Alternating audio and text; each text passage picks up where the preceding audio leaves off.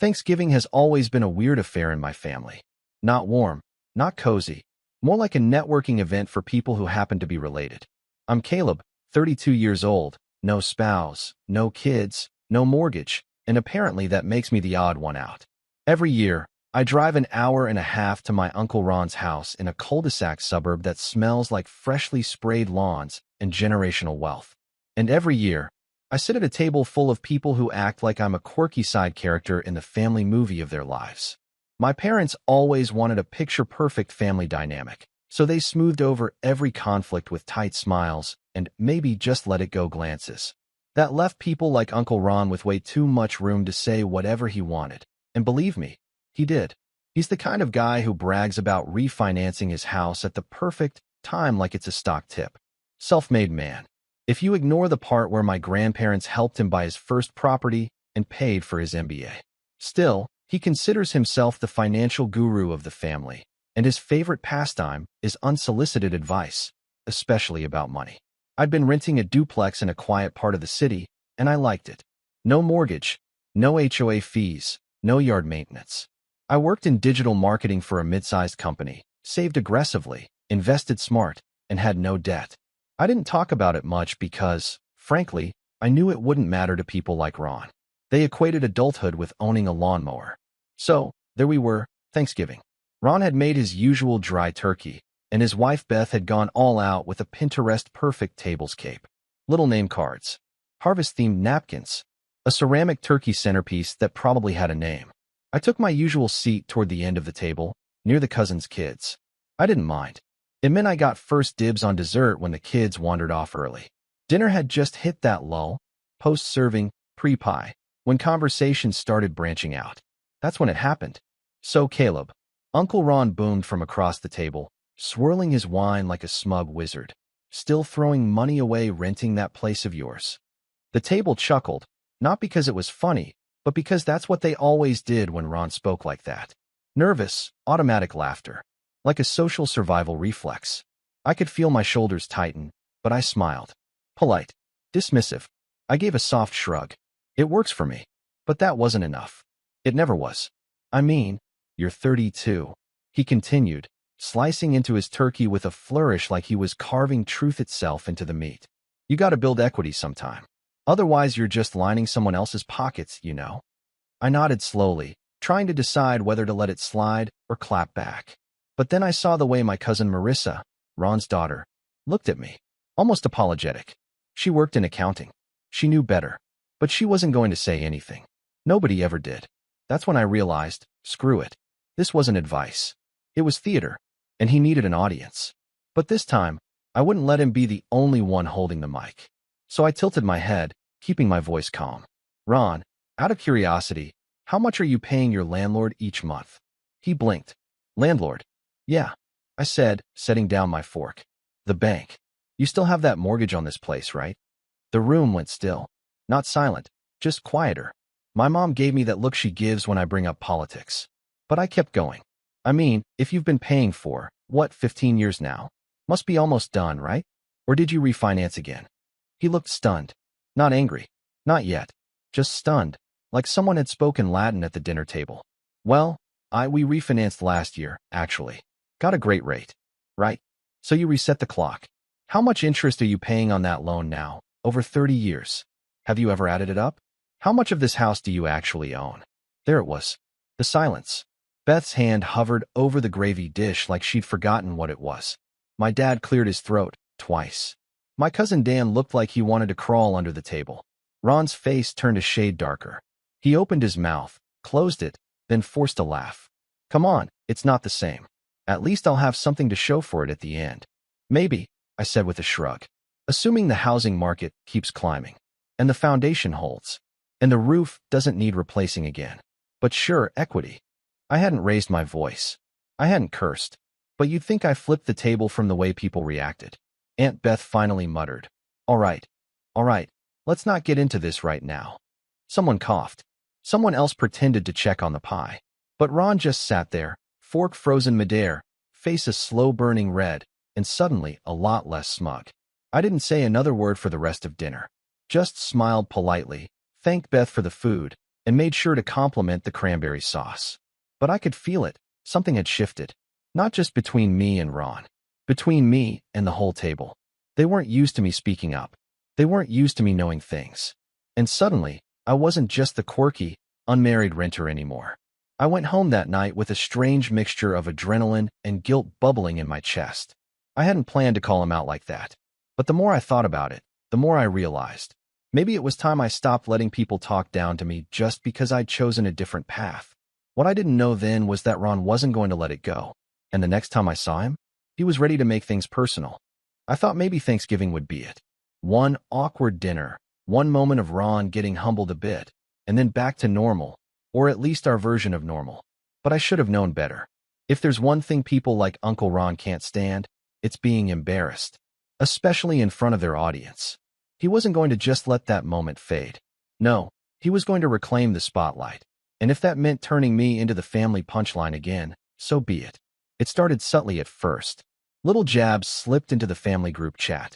He sent a link to an article titled, "Why Millennials Regret Renting in Their 30s, with a laughing emoji. No context. Just dropped it in the middle of a conversation about Beth's new kitchen backsplash. A few days later, he posted a meme that said, "Rent is just a donation to your landlord's mortgage," and tagged me. He'd never tagged me before. Ever. I ignored it. I really did try. My instinct was to play it cool, not give him the reaction he was clearly fishing for. But then he started getting bolder. The next family Zoom call, for my mom's birthday, he brought it up again, unprovoked. "So Caleb, you still renting that shoebox downtown?" he said, smirking while sipping from a coffee mug that said #OneDad. Even though his kids all visibly cringed every time he spoke. I gave him a short nod. Yup, still happy. That's wild, man. I just can't wrap my head around paying someone else's mortgage like that. I guess you just don't like stability, huh? Before I could respond, my mom jumped in with a laugh that was just a little too forced. "Okay, let's not start the housing debate again." "Just saying," Ron added, holding his hands up, "some of us believe in building a future." I almost signed off right then. But it was my mom's birthday, and I didn't want to be that guy. So I gritted my teeth and sat through the rest of the call, staring at his smug face in a little Zoom square while pretending everything was fine. I figured it would die down after that. I underestimated how deeply Ron needed to win. He started roping other relatives into it. At my cousin Dan's engagement party, hosted at yet another family home I was reminded I didn't own, he cornered me by the bar with a conspiratorial grin. "You know," he said, swirling his drink. "Beth and I were talking.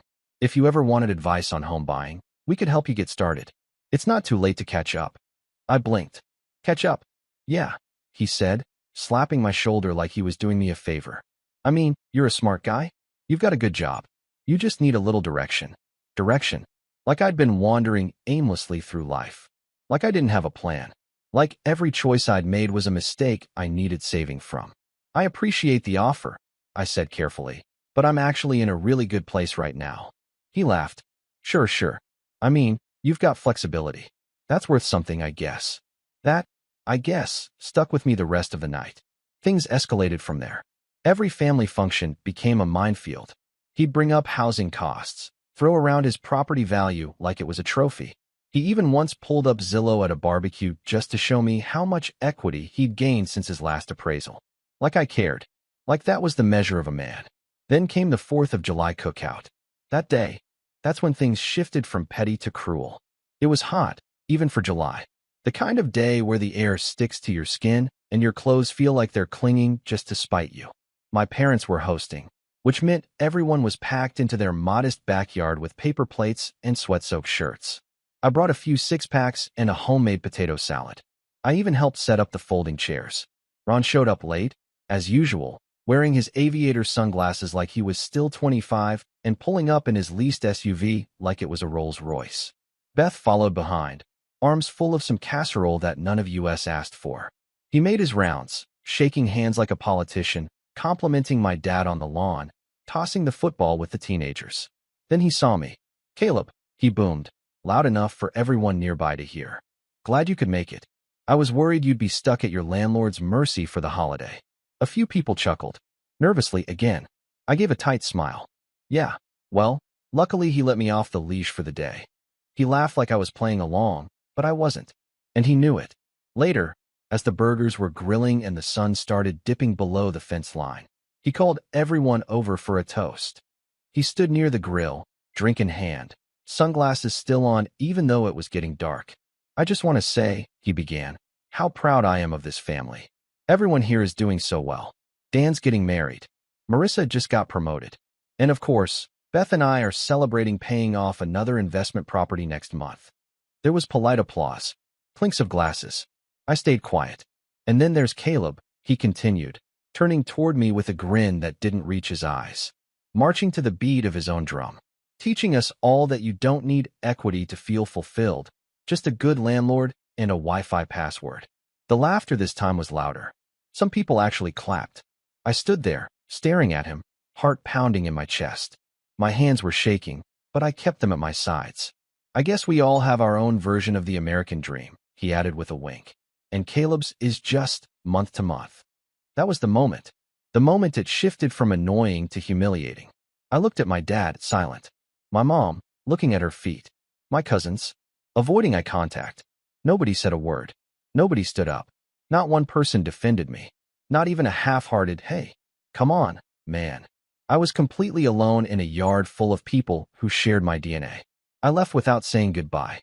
Got in my car and drove for over an hour, aimlessly, just to clear my head. I didn't cry. I didn't yell. I just sat in silence, feeling this cold weight settle in my chest. That was the night I realized this wasn't just Ron being Ron. This was allowed. Encouraged, even. The rest of the family, they liked having a target. It made them feel safer, more normal. If I was the one always being teased, always the black sheep, then their lives didn't have to be examined too closely. I went home and sat on my balcony, the city lights stretching out before me, and I made a decision. I wasn't going to let this go. I kept my head down for years. Tried to be the peacemaker, the quiet one, the one who didn't make waves. But not anymore. I had resources. I had patience. And most importantly, I had time. Ron wanted a game. He had no idea who he was playing with. After that 4th of July cookout, I pulled back. Completely. No texts, no group chat replies, no RSVPs. My phone buzzed a few times the week after, just checking in from Mom. "Are you okay?" from Marissa, and one from my dad that just said, "Call your mother." But I didn't. Not for a while. I wasn't angry. I was exhausted. Years of these little digs had added up, and what happened in that backyard wasn't just a joke gone too far. It was the culmination of every unspoken insult and every shrug of, "That's just how Ron is." I wasn't sure what cutting contact would do. I didn't expect an apology, and I definitely didn't expect them to take my side. But I needed space to breathe. Time to reassess. That week was strange. Lonely, mostly. My apartment had always been a sanctuary, but now it felt like a holding cell. Quiet. Still. I'd stare at the walls and think about every single thing I could have said to Ron. Every line I didn't fire back. I hated that I let him get to me. I hated that I left. I hated that not a single person stood up for me. And then, I hated that I let them define my worth. That was the shift. It wasn't about the house. It was about how I saw myself. Because for so long, I'd let their definition of success bleed into my own thinking. Maybe I was behind. Maybe I should be doing more, owning more, proving more. But the more I sat with that thought, the more I realized I wasn't unhappy. I liked my job. I liked my city. I liked the fact that I could pack up and move if I wanted. I didn't owe 30 years to a bank. I didn't have to negotiate with an HOA board over what shade of gray was acceptable for a fence. And yet, I still felt less. So I decided to stop letting them measure me by their ruler. The rebuilding started small. First, I went to therapy, something I'd been meaning to do for years. Found a guy named Brian. Middle-aged, laid-back, used metaphors about cars and old video games. It helped. Not just because of Ron, but because I needed to process more than just one uncle's ego. I needed to unpack years of trying to be low-maintenance Caleb, just to keep the peace. Next, I changed my approach to money. Not because of anything Ron said, but because I realized I did have financial goals. I just hadn't named them. So I made a list. Emergency fund. Topped it off to 6 months. Investments. Automated monthly contributions. Shifted to a more aggressive portfolio. Real estate? Maybe, but on my terms. I didn't want to buy just to prove a point. But I also didn't want to avoid it out of spite. So I started researching. Quietly. Not obsessively, just thoughtfully. I even toured a few properties. A duplex in the north side. A condo near the river. Nothing clicked, not yet. But I liked having the option. It felt like reclaiming something that had been used to mock me. Meanwhile, I leaned into work. I pitched a new strategy for a client campaign that ended up increasing their conversions by 28%, which, in our world, is gold. My manager took notice. 3 weeks later, I got offered a senior position, better title, better pay, and the freedom to lead my own team. I accepted it with a calm nod and an internal scream. Funny thing was, I didn't even think about telling my family at first. It wasn't about them anymore. But the real turning point came unexpectedly, through a friend of a friend. I was out at a brewery with some co-workers when I met Jules. She was a UX designer. Witty, sharp, didn't blink when I told her I rented. In fact, she said, good. Less stress. We started texting, then dating. Casual at first, but steady. She didn't care about my family drama. She liked my terrible movie impressions and the fact that I made her tea without asking. And for the first time in a long time, I felt seen for something other than what I didn't have. She encouraged me to start a side project I'd been dragging my feet on for years, a content platform for independent creatives. A mix of marketing resources, design templates, and case studies. Nothing revolutionary, but useful. I built it in evenings, weekends. Slowly. No launch party, no grand announcement. Just steady uploads, honest value. Within 2 months, it had 2,000 subscribers. By month 4, sponsors were reaching out. And I realized maybe I was building something. Not a white picket fence. Not a 4-bedroom ranch. But something that was mine. Still, I won't lie. Every time a family event came around, the texts trickled in. Mom sent photos. Missed you at Easter. My cousin Sam tried calling once, but I let it go to voicemail. Ron never reached out directly, but he didn't need to. He lived rent-free in their narratives. Whenever they said, you should come around more, what they really meant was, just let it go, so we can pretend it didn't happen. But I couldn't. Not yet. I needed to be ready, not for confrontation, but for clarity. I didn't want to walk back into that world until I knew I wouldn't shrink inside it. One day, about 9 months after that cookout, I got a text from my mom. Thanksgiving is at our place this year. Would mean a lot if you came. No pressure. Just think about it. Love you. I stared at it for a long time. I hadn't spoken to Ron since that night. I'd skipped 2 birthdays, a baby shower, and a Labor Day pool party. Part of me wanted to delete the message. Another part wanted to show up just to prove a point. But a small, quiet voice inside me said, you're ready. Not for revenge. Not for drama. But for closure. So I typed back. I'll be there. No smiley face. No conditions. Just a decision. The days leading up to Thanksgiving felt surreal. Like I was walking into a test I'd been preparing for all year. Jules offered to come with me, but I told her I needed to do this alone. I wasn't nervous. I wasn't even angry. I just felt clear. When I pulled into my parents' driveway, I noticed Ron's SUV already parked out front. Of course he was early. Of course he'd brought the same smug attitude and holiday bottle of wine he always did. But this time, I wasn't stepping into their world unarmed. I walked in with my shoulders straight, greeted everyone with warmth, but not weakness. Hugs, handshakes, the usual, you look good, Caleb, and long time no see. Ron saw me from across the room, mid-laugh with a cousin. His face didn't register surprise, just calculation. He made his way over with that same showman grin. Caleb, he said, arms wide, like we were long-lost pals. Glad you could join us, man. I smiled. Wouldn't miss it. You still living in that little place downtown? I tilted my head. Still renting, yeah? Makes more financial sense for my goals right now. He raised an eyebrow. Well, if you ever want to talk about how to build real assets. I didn't let him finish.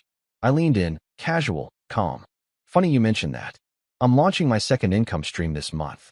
First one paid off my student loans and gave me enough runway to maybe buy 2 houses. But I'm waiting for the right one. Not in a rush. I like to build smart, not fast. The smile on his face wavered. Just slightly. And that's when I knew. I didn't need to humiliate him. I didn't need to win a shouting match. Because I already had something he didn't. Peace. But I also knew. He wasn't done.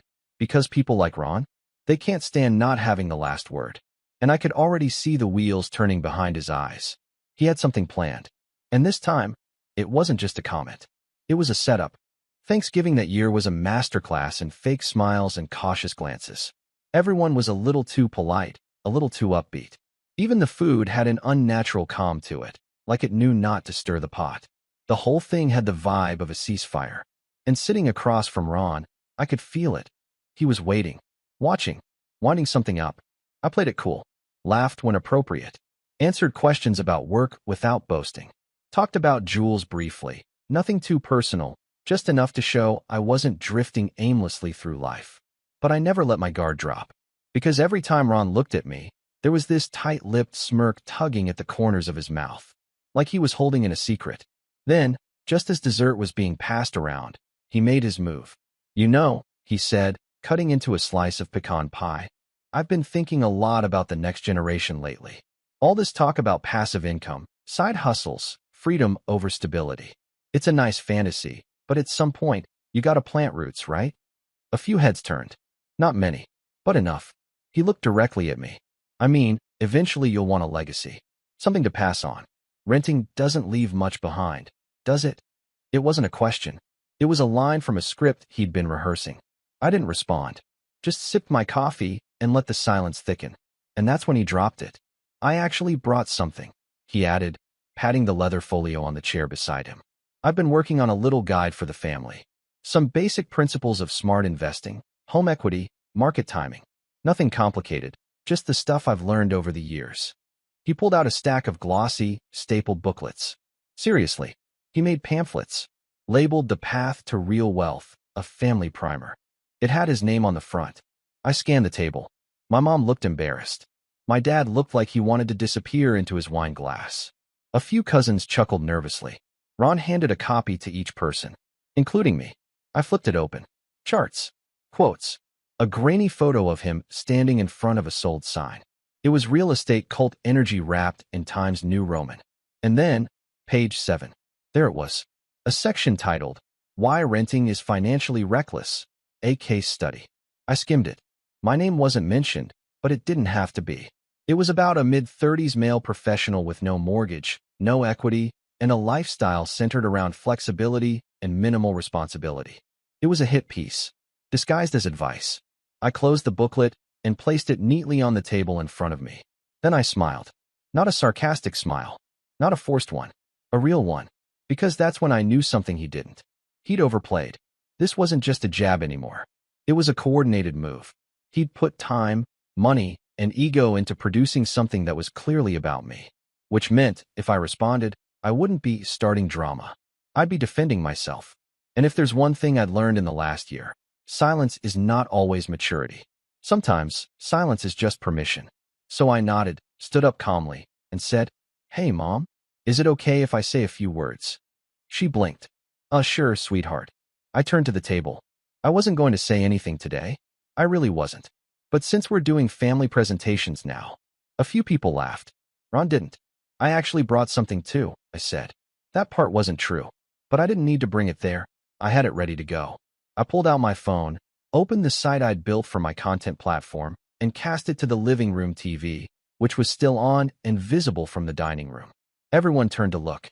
"This," I said, "is the business I started 9 months ago. It's a resource hub for independent creators, freelancers, and small business owners who want to grow without corporate gatekeepers." I clicked through the site, showed the analytics dashboard, traffic growth, subscriber base, ad revenue estimates, testimonials. First month, it made $30. Last month, $9,000. Passive income, diversified streams, all without a mortgage. The room was quiet. Then I went in for the real blow. And next year, I'm launching a podcast. Got a brand sponsor lined up already. Funny enough, they sell a product called Rent Safe, designed to help renters protect their rights and manage payments without landlord interference. I turned to Ron, still smiling. "Maybe I'll send you a copy of my guide when it's ready." He didn't say anything, just adjusted his shirt collar and gave a tight chuckle. "Impressive," he finally muttered. "But everyone's got their path." "Exactly," I said. "And mine doesn't involve writing hit pieces about family members under the guise of financial literacy." I sat down, took a bite of pie. Nobody clapped. Nobody had to. The silence was enough. But here's the thing. That moment, that wasn't the revenge. That was just the setup. Because as satisfying as it felt to reclaim the narrative, I knew Ron wouldn't let that be the end. He'd stew. He'd spin it. He'd call it disrespectful or immature. He'd try to twist it into another example of me being unstable, defensive, threatened by success. And that's when I realized I needed to be smarter. I needed to be strategic. Because Ron was playing a long game. And now? So was I? After Thanksgiving, I called Jules and told her everything. She didn't laugh. She didn't even flinch. She just said, "What's your next move?" I told her I didn't know yet. But that was a lie. I did know. Because over the last few months, something else had happened. Something I hadn't told anyone. One of my clients, a real estate firm based out of Denver, had hired me to overhaul their brand strategy and digital presence. In doing so, I'd learned a lot. About the housing market. About how real estate worked behind the scenes. About how certain investors operated. And I'd stumbled across a local portfolio of properties held under an LLC. An LLC that, after a little digging, turned out to be connected to Ron. It wasn't public knowledge. It wasn't illegal. But it wasn't exactly the pristine empire he liked to portray. Turns out, a few of his rental units were in disrepair. One had a code violation. Another had a lawsuit pending over a disputed lease. It was all available if you knew where to look. I hadn't done anything with the information yet. But I kept notes, screenshots, PDFs, dates, receipts.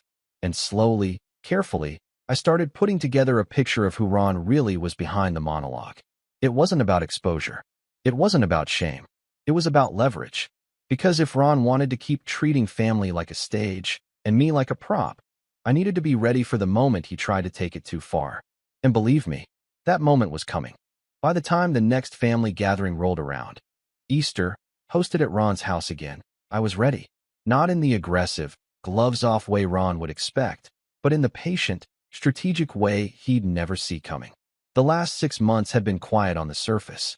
He hadn't contacted me, and I hadn't contacted him. But he'd gotten wind of my business through the family grapevine, and according to Marissa, he wasn't thrilled. She'd mentioned over brunch that he'd called my site a flash-in-the-pan internet hustle and muttered something about these digital nomads thinking they're above the real world. It didn't bother me. Not anymore. I'd stopped needing validation from people who confused property deeds with personal growth. But I also hadn't forgotten. Or forgiven. Because beneath all Ron's condescension and performative alpha behavior, there was something fragile, insecure, the kind of man who needed to feel above others to feel stable. I wasn't interested in tearing him down, but I was interested in making sure he never used me as his public punching bag again. So I spent the weeks leading up to Easter preparing. Quietly. Intentionally. I'd taken everything I'd collected about Ron's real estate dealings, the LLCs, the court filings, the housing violations, and compiled it into a tidy PDF. The document was professionally formatted, clear, sourced, and footnoted. No wild accusations, no dramatic headlines, just facts. A clear, objective outline of a man who claimed to be a real estate genius, but operated like a slumlord in 3 different zip codes. I didn't print it. I didn't post it online. I submitted it, anonymously, to 3 places. The County Housing Authority, citing multiple tenant complaints that had been ignored. A local investigative journalist, who ran a weekly column on property abuse and landlord misconduct. A real estate investor forum where Ron frequently bragged about his passive income strategy under a username that was, hilariously, just his initials and birth year. Then I waited. I didn't attend Easter. I told my mom I had a conflict and promised to call her the next day. I knew better than to walk into the blast zone. Because the fallout was coming. And it came faster than I expected. 4 days later, the local news website ran a piece titled, "Behind the Suburban Facade, the Landlords Neglecting Their Tenants." Ron wasn't the headline, but he was in the second paragraph. Name, company, citations, complaints. One tenant had spoken on record about a leaking ceiling that had been fixed with duct tape and a tarp. Another mentioned threats of eviction after asking for working heat. The article didn't outright accuse him of illegal activity, but it raised enough eyebrows, enough doubt. The family group chat exploded. Aunt Beth was the first to message. "Can someone explain what's happening? Why is Ron in the news?" Marissa sent a link. Silence followed. Then came Ron's first message in hours. "Don't believe everything you read." Hit piece journalism. Already talking to my lawyer. But the damage had been done. He'd built his identity on being untouchable, the self-made guru, the guy with the answers. Now, he looked like a fraud. Over the next few weeks, 2 of his tenants filed formal complaints with the city. One of his rental properties was inspected and fined. A real estate podcast he'd been invited to speak on quietly removed his episode. And on the investor forum, someone posted a thread comparing Ron's online advice to the violations listed in the article. The comments were brutal. I didn't gloat. I didn't so much as forward the article to anyone. But the next time Marissa and I met for coffee, she leaned across the table and whispered, "That wasn't just karma, was it?" I smiled. "Karma's lazy. That was accountability." She blinked, then laughed. "You're terrifying now. Just prepared." Ron didn't speak to me for 3 months. Not a word. Not an email. Not a passive-aggressive meme. The silence was glorious. And then, out of nowhere, he called. It was a Tuesday morning. I let it go to voicemail. He called again. I picked up. "Caleb," he said, voice stiff. "I want to talk." "About?" He hesitated. "About what's happened." I leaned back in my chair. "Sure. Talk. I just want to clear the air," he said. "Look, I may have said some things over the years. Maybe I pushed too hard. I'm old school. I believe in structure. Property. That kind of thing. You know how I am." "Yeah," I said, "I do. I didn't mean to make you feel like less." "But you did." Silence. Then, quietly, "I know." I waited. Let the moment sit. "I guess I didn't realize how far it had gone," he continued. "I thought we were just ribbing each other. But you were never really laughing, were you?" "No." He sighed. "Well, I hope things are going well for you." "They are. I mean that.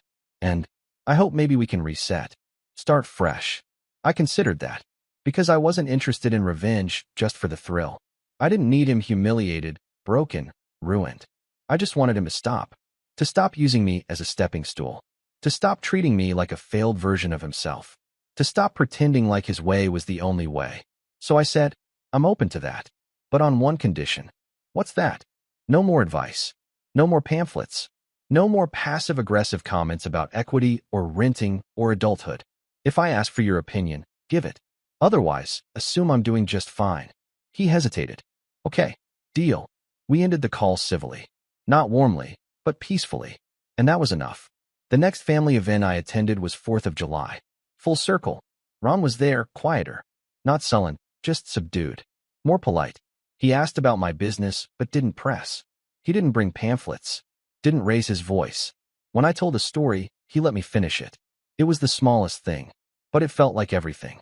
Later that night, as the fireworks lit up the sky and cousins chased sparklers through the yard, my dad came over and sat beside me. "You handled it well," he said softly. "Better than I would have." I looked at him. "Handled what?" He smiled. "Exactly." We watched the sparks in silence. And I realized, this wasn't about winning. It was about no longer needing to fight. Ron had finally stopped looking down on me. Because I'd stopped letting him. And in that peace, I found something I hadn't felt in years. Freedom. Not from a mortgage. Not from family expectations. But from the version of myself that used to shrink in the face of people like him. That version was gone. And all that remained was this. I didn't need to own a house to own the room. I'd built something stronger than equity. I'd built a life I didn't need to justify.